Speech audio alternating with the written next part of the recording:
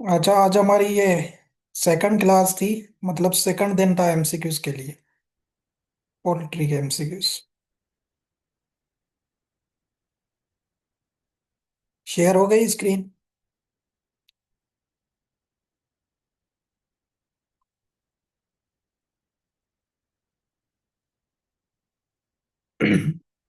आगे बढ़ने से पहले ना, कल हमने ये क्वेश्चन किया था। मैंने वहां पे एमसी क्या कहते हैं, कमेंट में ना, यूट्यूब पे लिखा भी है। फिर दोबारा यहाँ पे शुरू करने से पहले बता रहा हूँ। यहाँ पे मुझे क्वेश्चन निकालना था मेल ऑफ डक। ठीक है।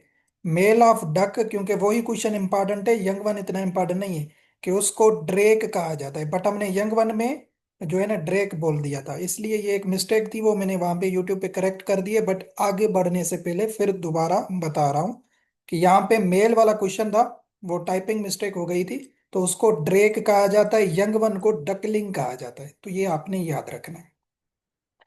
आज जो हमारा नेक्स्ट क्वेश्चन है, जहां से हम शुरू करने वाले हैं, यहाँ से 115 से शुरू करेंगे questions. Example of trans ovarian transmission of pathogen in poultry. अच्छा, यहाँ पे ना ट्रांस ओवरियन का मतलब है, यहाँ पे हमने एक पढ़ी थी जो है ना, क्या कहते हैं, ट्रांसमिशन के रूट पढ़े थे, एक हॉरिजेंटल दूसरा वर्टिकल। ठीक है, वहां से ये कंसेप्ट है।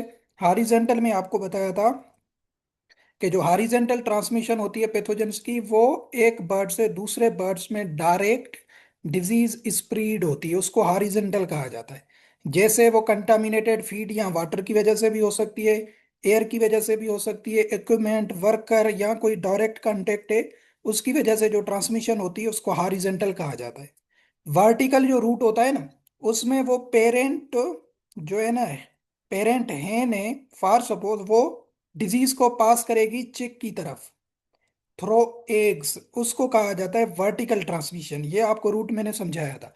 ठीक है, तो उसको वर्टिकल ट्रांसमिशन को ही ट्रांस ओवरियन ट्रांसमिशन भी कहा जाता है, जिसमें डिजीज जो है थ्रो ओवरीज या ओविडक्ट इन्फेक्शन ट्रांसमिट होता है चिक्स की तरफ, इसको कहा जाता है ट्रांस ओवरियन ट्रांसमिशन। अभी इसमें ना दोनों डिजीजेस फिट हो रही हैं, साल्मोनीला भी फिट हो रही है, माइकोप्लाज्मा भी फिट हो रही है। माइकोप्लाज्मा जो होती है ये दोनों ट्रांसमिशन करवाती है।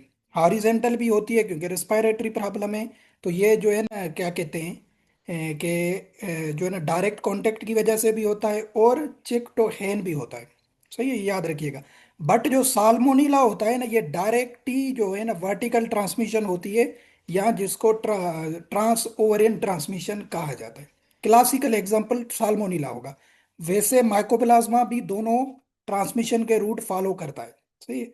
हम साल्मोनेला क्यों कर रहे हैं? क्योंकि ये ओवरी और ओविडक्ट को इन्फेक्ट करता है, इंटरनल जो कंटेंट होता है ए का उसको इफेक्ट करता है, उसकी वजह से कंटामिनेशन होती है, इसलिए।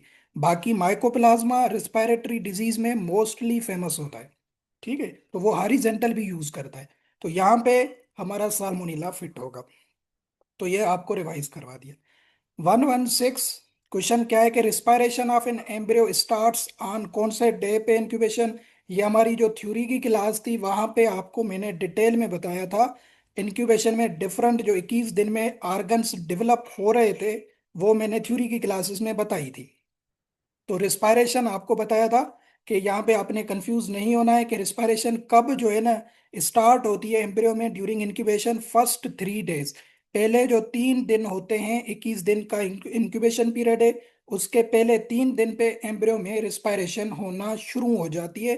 क्योंकि हम इंक्यूबेटर वगैरह में वेंटिलेशन को 21% मेंटेन करते हैं, उससे एम्ब्रियो में रिस्पायरेशन आहिस्ता आहिस्ता स्टार्ट हो जाती है फर्स्ट 3 डेज पे। ये आपने याद रखना है। 117 क्वेश्चन क्या है कि double yolk eggs are obtained by obtain in. तो डबल योक क्या होता है कि एक ही एग में दो योक्स होंगे, क्योंकि वैसे एक योक होता है। तो ये भी एक कंडीशन होती है, डिसऑर्डर होता है एग्स में। तो उसमें दो योक्स आ जाते हैं, क्यों? क्योंकि due to over feeding of protein, due to too much light exposure, due to longer darker periods, it's normal for some breeds at the start of egg production. ये जो डबल योक एग होता है ना, ये रेयर कंडीशन होती है। तो आपने याद रखना है, ये कुछ ब्रीड्स में नॉर्मल होता है। जो हाई प्रोड्यूसिंग ब्रीड्स होती है ना, उसमें कभी कभार दो योक्स प्रोड्यूस हो जाते हैं। वो कब होते हैं? जो यंग हेन्स होती हैं, वो जब पहली पहली बार अंडा देती हैं या पहली दफ़ा अंडा ले करती हैं, उस टाइम ये कभी कभार कंडीशन देखी जाती है। तो ये डबल योक एग जो है, ये किस कुछ ब्रीड्स पे ये नॉर्मल होता है, स्टार्ट ऑफ प्रोडक्शन, जो यंग हेन्स होती हैं उसमें ये कंडीशन देखी जाती है। तो ये वाला ऑप्शन हमारा करेक्ट होगा। ठीक है, तो ये आपने याद रखना है। उसके बाद जो है ना, 118 क्वेश्चन क्या है कि पैकिंग डिसऑर्डर्स इंडिकेट। पैकिंग किसे कहते हैं? पैकिंग कहते हैं हिटिंग, या पैकिंग के कोई बर्ड किसी और बर्ड को हिट कर रहा है अपनी बीक से, तो इसको पैकिंग कहा जाता है। तो ये क्या कंडीशन होती है? पूछ रहा है कि इसका क्या मतलब है, बर्ड्स आर हैप्पी, जाहिर है वो एक दूसरे को हिट कर रहे हैं, वो हैप्पी तो नहीं होंगे। दूसरा क्या है? Birds are not getting enough feed, no, they are fighting one another. D option है birds are running here and there in happy mood. तो ये सारे ऑप्शन गलत हैं, आप इसका मतलब भी देखेंगे। तो ये क्या है, एक एबनॉर्मल जो है ना बिहेवियर होता है बर्ड्स में, फ्लॉक्स के अंदर, वो एक दूसरे को हिट करते रहते हैं, सही है, या इंजर करते हैं या फीदर्स को डैमेज करते हैं। तो इसका यही मतलब होगा कि वो एक दूसरे से फाइट कर रहे होते हैं। क्या कर रहे होते हैं? फाइटिंग कर रहे होते हैं। इसको पैकिंग डिसऑर्डर कहा जाता है। वो एक दूसरे के फीदर्स को पिक करेंगे, वेंट रीजन को पिक करेंगे, टोए को पिक करेंगे, या कैनिबलिज्म कंडीशन जो हमने पढ़ी थी जिसमें सेवियर किस्म की ब्लीडिंग भी हो सकती है, ये ओवर क्राउडिंग की वजह से होता है, या उसके साथ जो है ना हाई लाइट इंटेंसिटी आपने दे दी, न्यूट्रिशनल डिफिशिएंसी, ये सारी चीजें पैकिंग डिसऑर्डर्स काज करवाती हैं। तो इसका मतलब क्या होता है कि वो एक दूसरे से फाइट करते हैं, एक दूसरे को इंजर्ड करते हैं। सही है, तो ये आपने याद रखना है। उसके बाद 119 क्वेश्चन क्या है कि best carbohydrate source for protein. ये हमने न्यूट्रिशन की पहली क्लास में आपको मैंने बताया था, लेग्यूमिनस फूडर्स होते हैं एक, न्यूट्रिशन का कंसेप्ट है। जो है ना, पोल्ट्री में भी न्यूट्रिशन पढ़ाई जाती है। लेग्यूमिनस प्लांट्स होते हैं, दूसरे होते हैं नॉन लेग्यूमिनस। ये आपको नाम भी, इनके एग्जांपल्स भी लिखवाए थे। लेग्यूमिनस में आपको बताया था, सिंपली आपने याद रखना है कि ये रिच होते हैं प्रोटीन्स में। किसमें? प्रोटीन में लेग्यूमिनस फूडर्स रिच होते हैं। और नॉन लेग्यूमिनस जिसमें होते हैं वो होते हैं कार्बोहाइड्रेट या एनर्जी में रिच होते हैं। ठीक है, तो ये आपको दो एग्जांपल्स मैंने बताए थे फर्स्ट क्लास ऑफ न्यूट्रिशन में, लेग्यूमिनस एंड नॉन लेग्यूमिनस। इनके नाम भी आपको, एग्जांपल्स भी बताए थे। लेग्यूमिनस फिर रिवाइज करवा रहा हूँ। जैसे सोयाबीन है, ये लेग्यूमिनस में आता है, इसमें प्रोटीन ज्यादा होते हैं। या जो लेंटिल वगैरह हैं, लेंटिल भी आपका लेग्यूमिनस में आता है। चिकन पी हो गया, ठीक है, चिकन पी या लूसर्न वगैरह, ये एनिमल्स में ज्यादा दिया जाता है, लार्ज एनिमल्स में। तो ये क्या होते हैं? ये होते हैं लेग्यूमिनस, और ये होते हैं प्रोटीन हाई, यहाँ फिश मील वगैरह ये सारे। जो नॉन लेग्यूमिनस होते हैं ना, वो कार्बोहाइड्रेट्स या कार्ब्स में ज्यादा रिच होते हैं या एनर्जी में ज्यादा रिच होते हैं। जिसके एग्जांपल आपको बताए थे, वीट बताया था, मेज बताया था, सोरगम बताया था, या ओट्स वगैरह। ठीक है, तो ये सारे क्या होते हैं? नॉन लेग्यूमिनस होते हैं। ये कार्ब्स में ज्यादा रिच होते हैं या एनर्जी में ज्यादा रिच होते हैं। तो ये वही सिंपली कंसेप्ट है, बेस्ट कार्बोहाइड्रेट है या बेस्ट लेग्यूमिनस, बात एक ही है। पोल्ट्री में क्या है, ए ऑप्शन में मेज दिया हुआ है। ठीक है, ये मैंने नाम भी आपको वैसे बता दिए ना, ये मैंने पहले लिखवाए हुए थे। ठीक है, तो जो मेज होता है ये कार्बोहाइड्रेट या एनर्जी में रिच होता है पोल्ट्री के लिए। सही है, तो ये सिंपली कंसेप्ट था, हमने न्यूट्रिशन में ऑलरेडी पढ़ा हुआ था। 120 नंबर क्वेश्चन क्या है कि big liver disease.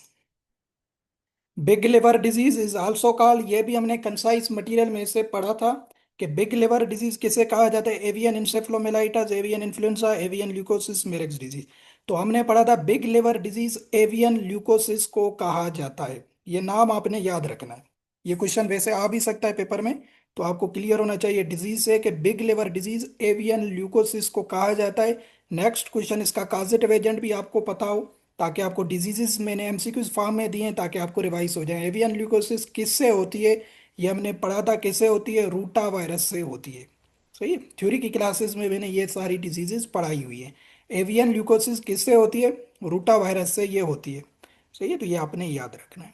122 number question क्या है कि इन्फेक्शियस बुर्सल डिजीज काज बाय, काफी दफा बताया है, काफी दफा क्विजेस भी लिए हैं इससे, ताकि आपको ये याद हो जाए काजेटिव एजेंट। इन्फेक्शियस बुर्सल डिजीज किससे होती है, या जिसको गम्बोरो डिजीज भी कहा जाता है। ठीक है, गम्बोरो डिजीज कहा जाता है। तो ये होती है बेरना वायरस से। किससे होती है? बेरना वायरस से, ये वायरल प्रॉब्लम है। और दूसरी डिजीज भी होती है जो आपको ऑलरेडी बताई हुई है, IB। कंफ्यूज नहीं होइएगा। ये है इन्फेक्शियस बुर्सल, वो है इन्फेक्शियस ब्रोनकाइटिस। ये होती है कोरोना वायरस से। ठीक है, तो ये याद रखिएगा, इसमें कंफ्यूज नहीं होना है। कोरोना वायरस से इन्फेक्शियस ब्रोनकाइटिस, बुर्सल डिजीज बेरना वायरस से, जिसको गंबोरो डिजीज कहा जाता है। सही हो गया। 123, new castle disease is caused by. New castle disease, जिसको ND डिजीज भी कहा जाता है, या इसका और लोकल नेम भी है जिसको रानी खेत डिजीज भी कहा जाता है। रानी खेत डिजीज। तो ये होती है किससे, ये आपको बताया हुआ है, पैरामेक्सोवेरिडाई से होती है, ये इसकी फैमिली है। या आपने एक और नाम भी याद रखना है, एव्यूला वायरस। कोई भी ऑप्शन में हो, बात एक ही होगी।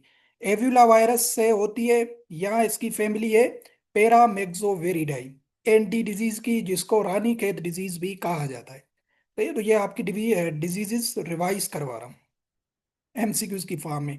124 क्वेश्चन क्या है कि एवियन नीमो एंसेफलाइटिस, ये किसको कहा जाता है, ये भी हमने ऑलरेडी पढ़ा हुआ था। एवियन नीमो एंसेफलाइटिस कहा जाता है ND को, ये इसका अदर नेम है। सही है, तो ये आपने नाम याद रखना है। एवियन नीमो एंसेफलाइटिस किसको कहा जाता है, ND को कहा जाता है, न्यू कैसल डिजीज को कहा जाता है, या रानी कैद डिजीज को कहा जाता है, ये इसका अदर नेम है। तो किसी भी फॉर्म में क्वेश्चन आ सकता है, आपको प्रिपेयर रहना है। 125 क्वेश्चन क्या है कि रेंज पैरालिसिस किस डिजीज को कहा जाता है, यह भी वेरी इंपॉर्टेंट क्वेश्चन है। यहां से भी MCQs आ सकता है कि रेंज पैरालिसिस, ये भी आपको थ्योरी की क्लासेस में ऑलरेडी पढ़ाया हुआ था कि पूरी बॉडी पे पैरालिसिस हो जाता है बर्ड्स में। और ये कंडीशन होती है मेरेक्स डिजीज की। किसकी होती है, मेरेक्स डिजीज का नाम होता है रेंज पैरालिसिस, जिसमें ट्यूमर्स बनते हैं फीदर फॉलिकल्स पे, और जो इम्यून इम्यून सप्रेशन हो जाती है, या जो इम्यूनिटी प्रोड्यूसिंग ऑर्गन्स होते हैं वो डैमेज हो जाते हैं, या जो लेग्स वाली नर्व्स होती हैं या विंग्स वाली नर्व्स होती हैं वो सारी डैमेज हो जाती हैं, जिससे पूरा बर्ड पैरालिसिस हो जाता है, जिसको रेंज पैरालिसिस कहा जाता है। और ये अदर नेम है मेरेक्स डिजीज का, ये नाम वेरी इंपॉर्टेंट है रेंज पैरालिसिस का, कि किसको कहा जाता है, मेरेक्स डिजीज को कहा जाता है। 126 क्वेश्चन क्या है कि causative agent of fowl cholera. Fowl cholera ये भी आपके काफी दफा पेपर्स में आ चुका है। फाउल कालरा का आपको बता चुका हूँ, ये बैक्टीरियल प्रॉब्लम है, किससे होता है, ये होता है पास्चुरिला मल्टोसीडा से। पास्चुरिला मल्टोसिडा से ये होता है। और यहाँ से लार्ज एनिमल में भी एक प्रॉब्लम होता है इस काजेटिव एजेंट से, पास्चुरिला मल्टोसिडा, वो भी आ चुका है आपका। वो है आपकी HS, हेमोरेजिक सेप्टिसीमिया। जब भी पूछा जाए हेमोरेजिक सेप्टिसीमिया का काजेटिव एजेंट क्या है, उसका भी यही होगा, पास्चुरिला मल्टोसिडा। और फाउल कालरा बर्ड्स में होता है, वो भी इसी बैक्टीरिया से होता है, पास्चुरिला मल्टोसिडा से। यह आपने याद रखना है, और यह भी वेरी इंपॉर्टेंट क्वेश्चन है। 127 क्वेश्चन क्या है कि which one is highly pathogenic strain of ND। की हमने थ्योरी की क्लासेस में 3 स्ट्रेन पढ़ी थी, वेलोजेनिक, मिजोजेनिक एंड लेंटोजेनिक। इसमें आपको बताया था कि सबसे ज्यादा या हाईली पैथोजेनिक जो स्ट्रेन होती है, टाइप होता है ND का, वो होता है वेलोजेनिक। सही है, वेलोजेनिक सबसे ज्यादा मोर्टेलिटी काज करवाता है फाउल में। तो ये आपने MCQs ये भी याद रखना है कि न्यू कैसल डिजीज या रानीखेत का कौन सा स्ट्रेन हाईली पैथोजेनिक होता है, तो वो होता है वेलोजेनिक, आपने नाम याद रखना है। 128 क्वेश्चन क्या है कि bird with twisting of neck. अभी ये भी ना कुछ साइंस से भी मैंने MCQs निकाले हैं, ताकि आपको डायग्नोस करने में जब भी स्टेटमेंट में आ जाए तो क्लियर हो जाए, ताकि आप गलती ना करें। Bird with twisted neck and greenish diarrhoea is diagnosed as, किस डिजीज में होता है, आपको दो चीजें बताई थी। ND डिजीज इसका ऑप्शन होगा। उसमें आपको बताया था कि नेक जो होती है वो ट्विस्ट कर जाती है, और दूसरा आपको साइन बताया था ग्रीनिश डायरिया। ये दोनों चीजें किस डिजीज में देखी जाती हैं, ND डिजीज में देखी जाती हैं, जिसको न्यू कैसल डिजीज कहा जाता है, जो होती है एव्यूला वायरस या पैरामेक्सोवेरिडाई से, ऊपर हमने पढ़ा भी था। या इसको रानीखेत डिजीज भी कहा जाता है। ठीक है, तो ये दो साइंस इसकी आपने याद रखनी है, पेपर के हवाले से वेरी इंपॉर्टेंट है, ट्विस्टिंग ऑफ नेक या ग्रीनिश डायरिया। सही है, तो क्लियर याद रखना है। 129 क्या है, pinpoint haemorrhages in proventriculus and caecal tonsils are seen in, किस डिजीज में देखे जाते हैं, ये भी आपको MCQs बता चुका हूँ। कि प्रोवेंटिकुलस एंड सीकल टॉन्सिल्स की जब भी बात आए, ये इसके पोस्टमार्टम लेशंस हैं। तो ये किस डिजीज में प्रोड्यूस होते हैं ये भी आपने याद रखना है, एनडी में होता है, जिसको न्यू कैसल डिजीज या रानी खेत डिजीज कहा जाता है। ये आपको जो है ना एमसीक्यूज बना के दिए हैं ताकि आपकी प्रैक्टिस हो जाए, ताकि आपको क्वेश्चंस याद हो जाएं। अभी एनटी से देखे हमने तीन चार क्वेश्चंस निकाले हैं, इंशाल्लाह एक कोई क्वेश्चन जरूर आएगा। सही है, तो इससे आपकी प्रैक्टिस हो जाएगी कि किस फॉर्म में किस तरीके से वो क्वेश्चन निकाल सकते हैं हर चीज को, हर एंगल को। उसके पोस्टमार्टम लेशन से भी क्वेश्चन निकल गया, उसके साइन से भी निकल गया, उसके काजेटिव एजेंट से भी निकल गया, उसका कौन सा स्ट्रेन हाईली पैथोजेनिक है। तो ये तीन चार क्वेश्चन एनडी से सिर्फ आपने याद रखने। ये इसलिए बनाए ताकि आपको इजीली याद हो जाए एमसीक्यूज के फॉर्म में। तो ये इसके क्या होते हैं, पोस्टमार्टम लेशंस होते हैं जहां पे प्रोवेंटिकुलस एंड सीकल टॉन्सिल्स पे हेमरेजेस बनते हैं। बाकी थ्योरी की क्लास में मैंने डिटेल में ये चीजें वैसे भी समझाई हुई हैं। 130 क्वेश्चन क्या है कि swollen bursa with hemorrhages on thigh and breast muscles is seen in. ये भी आपको बता चुका हूं कि आपने इस वर्ड पे फोकस करना है। जब भी बुरसा की स्वेलिंग की बात आए तो आपने फौरन डायग्नोस करना है स्टेटमेंट में से कि ये डिजीज जो है वो होगी गंबोरो डिजीज। ठीक है, गंबोरो डिजीज में क्या होता है कि जो बुर्सा फेब्रिकस होता है जो इम्यूनिटी प्रोड्यूस करता है। एक एमसीक्यूज हमने ऊपर इसका किया था कि ये बी सेल्स बनाता है। एक होते हैं टी सेल्स इम्यूनिटी के लिम्फोसाइट्स के, दूसरे होते हैं बी सेल्स। तो बुर्सा फेब्रिकस जब भी डैमेज होता है गंबोरो डिजीज में तो बी सेल्स टर्मिनेट हो जाते हैं।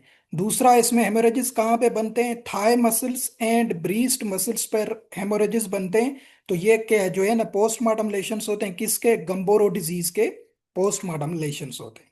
ठीक है, तो ये भी आपने क्वेश्चन याद रखना है। गंबोरो डिजीज किससे होती है, बेरना वायरस से, ऊपर आपको बता दिया था। बेरना वायरस इसका काजेटिव एजेंट है। तो मोस्ट एक्सपेक्टेड है कि इसका काजेटिव एजेंट इस दफा पोल्ट्री के पेपर में जरूर आएगा गंबोरो डिजीज का।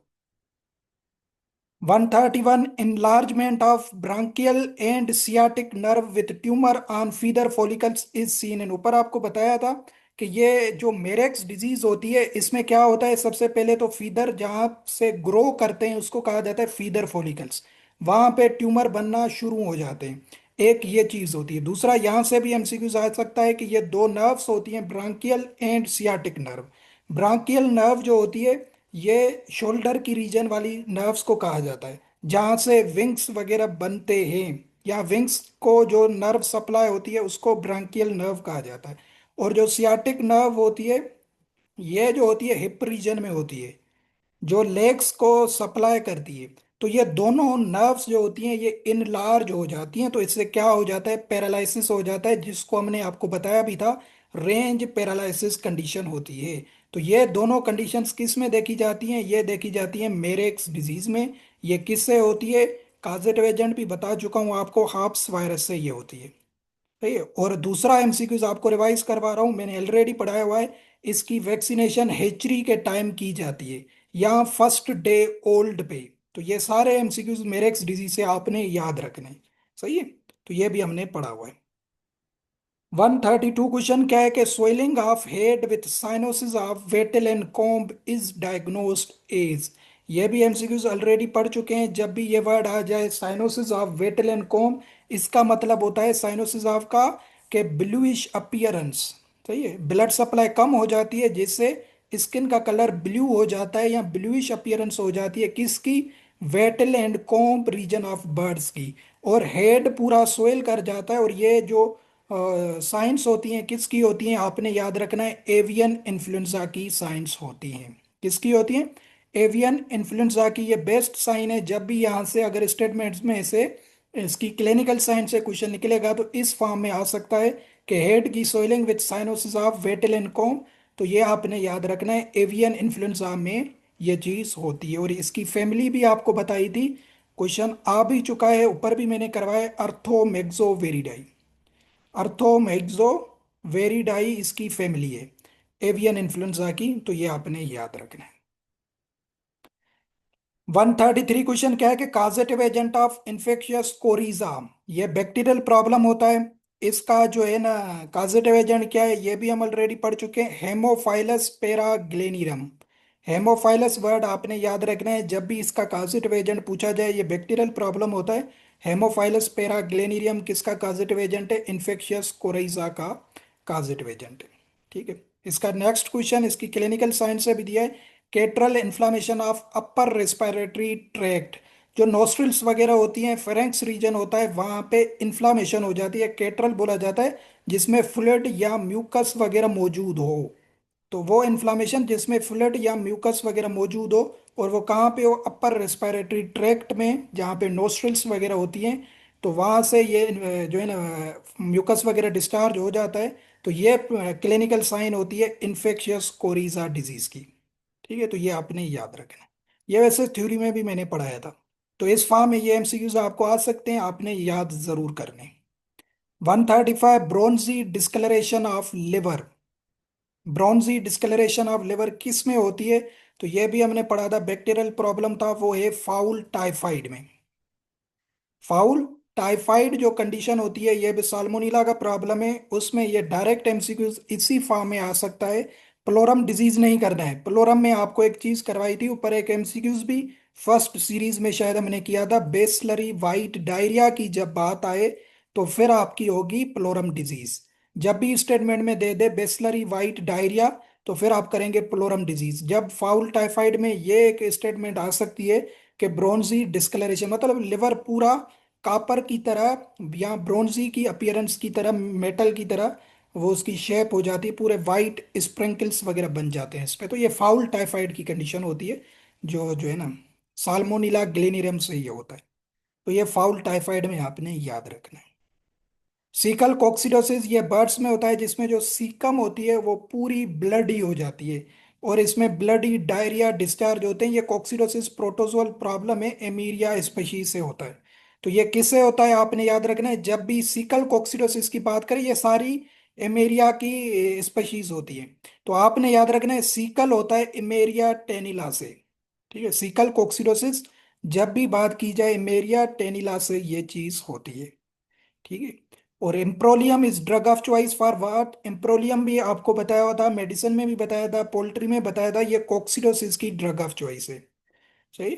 किसकी ड्रग ऑफ चॉइस है? कोक्सीडोसिस की ये ड्रग ऑफ चॉइस है। 138 क्वेश्चन क्या है कि metallic or wooden ring provided around the brooder to confine chicks under hover. Hover जो होता है जिसमें ब्रूडर लगा हुआ होता है, या ब्रूडिंग वाला टाइम जो होता है, जिसमें बर्ड्स को कन्फाइन किया जाता है कमर्शियली, ताकि वो एक ही जगह पे रहें और अपनी हीट को मेंटेन कर सकें, या उस हुवर से हीट ले सकें। तो वहां पे एक मेटालिक रिंग्स रखी जाती हैं, ये इंस्ट्रूमेंट है, उसको कहा जाता है कन्फाइनमेंट रिंग्स।